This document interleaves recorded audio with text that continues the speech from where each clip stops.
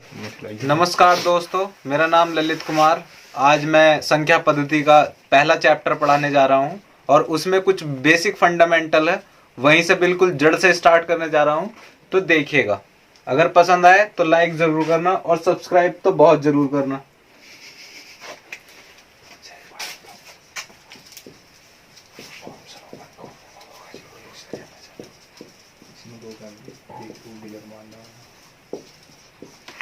दोस्तों, प्राकृतिक संख्याएं क्या होती हैं? सबसे पहले हमें पता होना चाहिए कि प्राकृतिक संख्याएं क्या होती हैं। जो हमारी 1 से स्टार्ट होगी, 1 2 3 4 5 6 डॉटेड डॉटेड डॉटेड इन्फिनेटिव तक, ये अनंत तक जाएंगी, तो वो क्या कहलाएंगी? प्राकृतिक संख्याएं कहलाएंगी।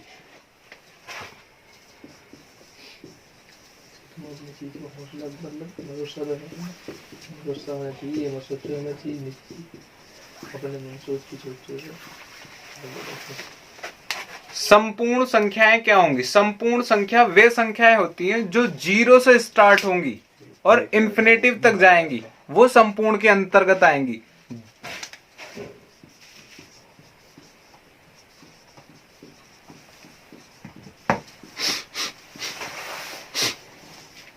ये होती है हमारी संपूर्ण संख्याएं। संपूर्ण संख्या में क्या होता है? जो 0 से लेके इतने तक जाएगी, इन्फिनेटिव तक। और प्राकृतिक संख्या में क्या होगा? प्राकृतिक संख्या में 1 से लेकर इन्फिनेटिव तक जाएगी।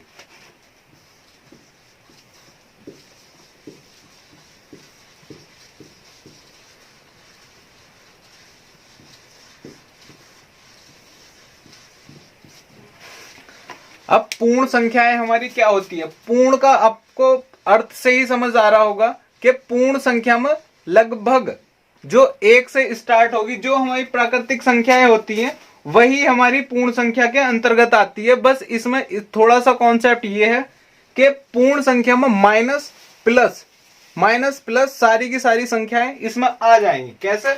अगर हम 1 2 3 4 लिखते हैं, तो इसी का मतलब कोई भी संख्या हो, -4 -3 -5 -6, यानी कि जितनी भी टोटल संख्याएं हैं वो सारी की सारी इसमें आ जाएगी।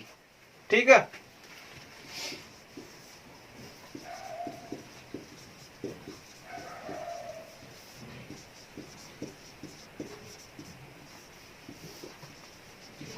वास्तविक संख्याएं क्या होती हैं?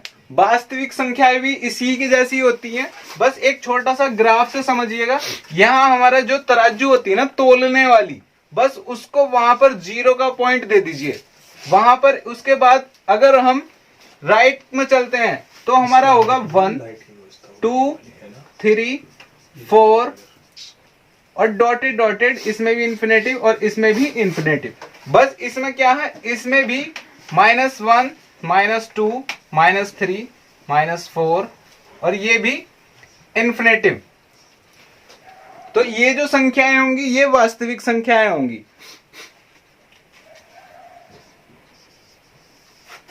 अब आ जाती है हमारी अभाज्य संख्या।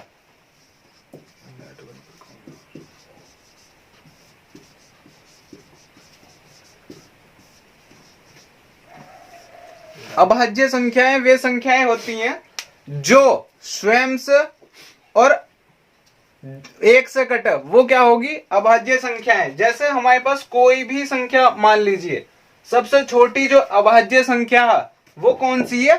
2। ध्यान रहे, सबसे छोटी अभाज्य संख्या 2 है। और ये क्या है? ये केवल और केवल किससे कटेगी? या तो 1 से कटेगी या स्वयं का मतलब है 2। बस ये होता है हमारे पास जो अपने आप से और 1 से कटती है, वो क्या कहलाती है? अभाज्य संख्या है। अब दूसरी अभाज्य संख्या 3 क्या है? 1 से कटेगी या फिर 3 से कटेगी।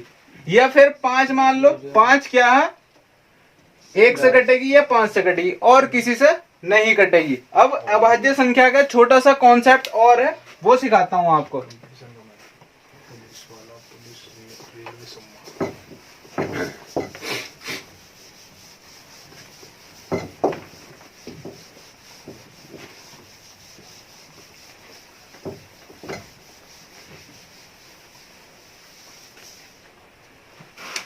अगर हम अभाज्य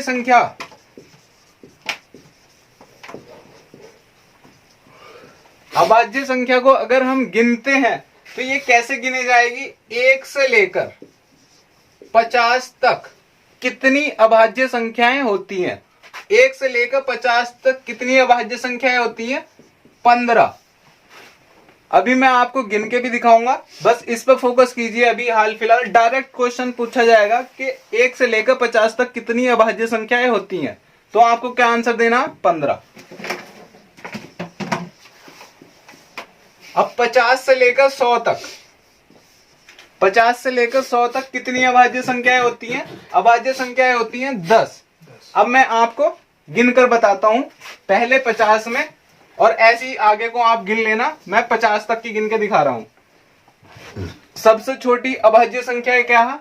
2, 3, 5, 11, 13, 17, 19, 23, 29,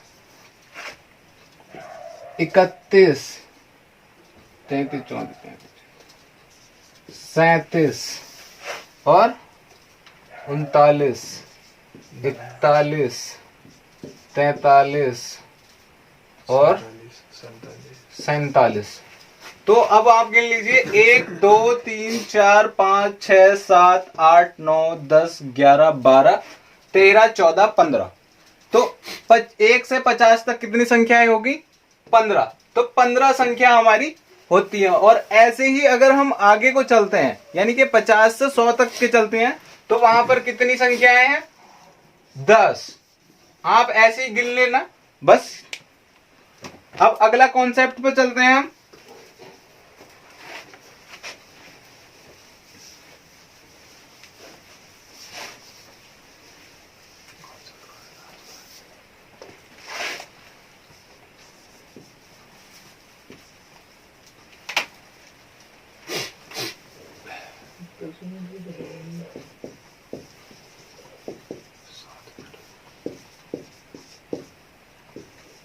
परिमेय संख्याएं क्या होती हैं? परिमेय संख्याएं वो होती हैं जो P/Q के रूप में हो, P/Q के रूप में हो। पर इसमें बच्चे कंफ्यूज हो जाते हैं कि कैसे, कि ये क्या है हमारे पास? 2। ये क्या है? 2। एग्जामिनर जो सवाल पूछेगा वो ये पूछता है कि 2 क्या परिमेय संख्याएं हैं या नहीं। तो मैं आपको बिल्कुल आधार से बताता हूं कैसे होगा। मान लीजिए हमारे पास 2/3 है, ये आपको P/Q के फॉर्म में दिखाई दे रही है, तो ये तो परिमेय संख्या होगी। और जो हमारी 2 है, 2 के अगर मैं बटे मानता हूं, 2 के अगर कुछ है बटे में, तो वो क्या है? वो 1 मान सकते हैं हम इसको। तो ये भी एक परिमेय संख्या है। यानी कि जो भी हमारे पास सिंगल नंबर होंगे वो क्या है? परिमेय संख्याएं होगी। चाहे 3 हो, 5 हो, 7 हो, इनके बटे में मैं 1 मान सकता हूं, क्योंकि ये P/Q की फॉर्म में है। ठीक, समझ में आया? अब इसके बाद क्या है? अगर ऐसा आ जाए 5/3, 7/8, 9/10, कुछ भी आ जाए, तो ये सारी की सारी P/Q की फॉर्म में सारी क्या होगी? परिमेय संख्याएं होंगी। अब इससे आगे चलते हैं। अपरिमेय संख्याएं। अपरिमेय संख्याएं क्या होती हैं? वे संख्याएं जो रूट की फॉर्म में हो, जो वे संख्याएं जो अंडर रूट में हो, वो क्या होगी? परिमेय संख्याएं होंगी। कैसे? अगर हमारे पास ये है, अंडर रूट के अंदर है, तो ये क्या है? ये परिमेय संख्याएं हैं। अंडर रूट 5 है, अंडर रूट 7 है, ये अंडर रूट 13 है। कोई सी भी रूट के अंदर संख्या 5 हो सकती है। क्लियर?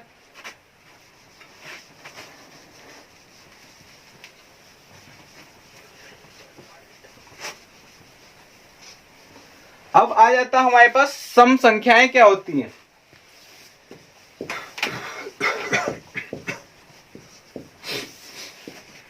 सम संख्याएं, सम संख्याएं आपको पता होगा जिसके लास्ट में, जिसके अंत में क्या आएगा? 2, 4, 6, 8, 0। जिसके अंत में 2, 4, 6, 8 वो क्या होंगी? सम संख्याएं कहलाएंगी।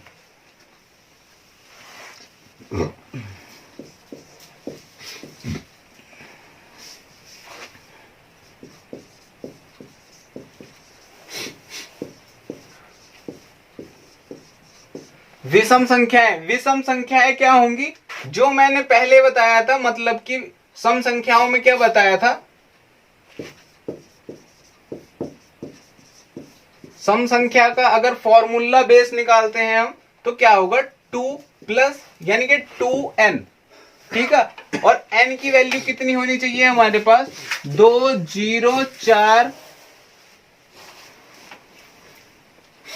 2, 4, 6, 8 और 0 होनी चाहिए n की वैल्यू। तो ऐसे ही यहां पर भी n की वैल्यू कितनी होनी चाहिए विषम के लिए? 2n plus 1। और n की वैल्यू यहां पर भी कितनी होनी चाहिए? 2, 4, 6, 8 और 0। ये होती है हमारी विषम के लिए सूत्र ये है, और सम के लिए ये सूत्र है। ठीक है?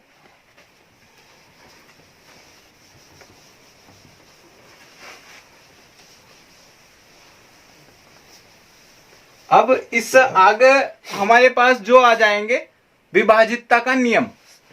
संख्या पद्धति को करने के लिए बस 2 चीज और बची हैं जो आपको बेसिक में क्लियर होनी चाहिए। एक क्या? विभाजितता का नियम, और दूसरा बोर्ड मास। बस ये 2 चीज आप मेरे साथ कर लीजिए।